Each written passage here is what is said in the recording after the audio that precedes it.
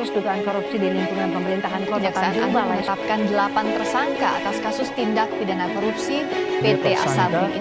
Perkara dugaan korupsi pengadaan Terbukti lahan. secara sah menerima suap dari proyek pengadaan bansos COVID-19 tahun di 2020. Kabupaten Gorontalo karena diduga melakukan tindak pidana korupsi pemberian kredit investasi dan modal. Di kata jaksa, terbukti menerima suap 25,7 miliar rupiah dari pengusaha. Uang yang disita KPK dalam kasus korupsi yang menjerat Gubernur Sulawesi Selatan Nurdin AHK Abdullah ditetapkan sebagai tersangka karena diduga melakukan tindak pidana Dirian korupsi. terbukti secara sah menerima suap dari proyek pengadaan bansos COVID-19 tahun 2020.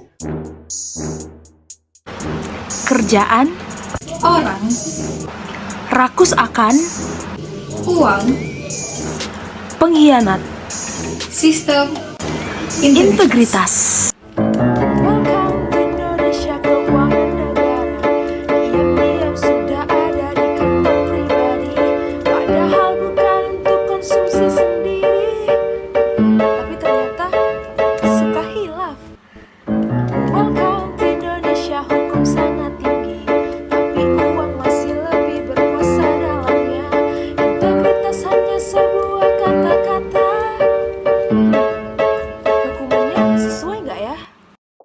Halo semuanya, setelah melihat tayangan berita tadi, kalian pasti bertanya-tanya apa sih sebenarnya korupsi itu? Kok bisa sih ada korupsi? Bagaimana cara menanggulanginya? Dan apa tanda-tandanya jika kita melakukan korupsi? Korupsi itu menurut Kamus Besar Bahasa Indonesia atau KBBI diartikan sebagai penyelewengan atau penyalahgunaan uang negara atau perusahaan dan sebagainya untuk dijadikan keuntungan pribadi maupun orang lain. Kalian pasti kenal dengan Papa Setia Novanto dan ex-menteri sosial Juliari Batubara. Mereka adalah orang yang melakukan korupsi atau biasa disebut dengan koruptor. Apa kata mereka tentang korupsi dan koruptor? Yang pertama, ada orang tua memberi nasihat kepada anak-anaknya bahwa korupsi itu tidak baik dan mereka harus mengingat itu. Yang kedua, ada para pemuda yang menyuarakan bahwa koruptor tidak berperi kemanusiaan. Dan yang ketiga, ada rakyat yang berkata bahwa korupsi merugikan negara dan rakyat seperti kita. Tahukah kalian penyebab adanya korupsi? Yang pertama adalah faktor internal. Faktor ini merupakan dorongan yang berasal dari dalam diri sendiri. Misalnya, lemahnya kejujuran dan keimanan, serta pola hidup yang konsumtif. Yang kedua, ada faktor eksternal, yang merupakan dorongan yang berasal dari orang lain maupun lingkungan di sekitarnya. Misalnya, politik, penegakan hukum yang lemah, dan kultur organisasi yang buruk.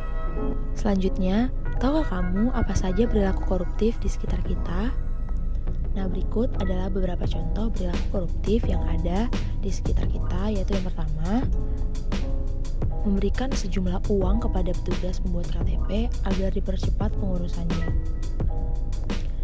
Menyela antrean, tidak mematuhi peraturan yang ada di rumah, sekolah, maupun di tempat umum, tidak mengakui kesalahan dan menyalahkan orang lain, copy-paste artikel dari Google untuk tugas yang seolah-olah adalah tulisanmu, titip absen atau bolos kuliah, tidak datang tepat waktu ketika punya janji bersama teman. Dan apa sih yang harus kita lakukan untuk meminimalisir sikap-sikap koruptif yang kita temui sehari-hari? Menjaga integritas itu penting. Kemudian meningkatkan kedisiplinan akan aturan-aturan juga penting. Meningkatkan kejujuran di lingkungan kampus, keluarga, dan lingkungan masyarakat. Meningkatkan keimanan dan ketakwaan pada Tuhan Yang Maha Esa. Jadi, ayo stop korupsi mulai dari hal-hal kecil seperti jujur, disiplin, saling menghargai, dan berani bertanggung jawab. Katakan tidak pada korupsi. Ayo selamatkan uang rakyat dari tikus berdasi, dimulai dari diri sendiri. K. Kawal sikap berintegritas. O.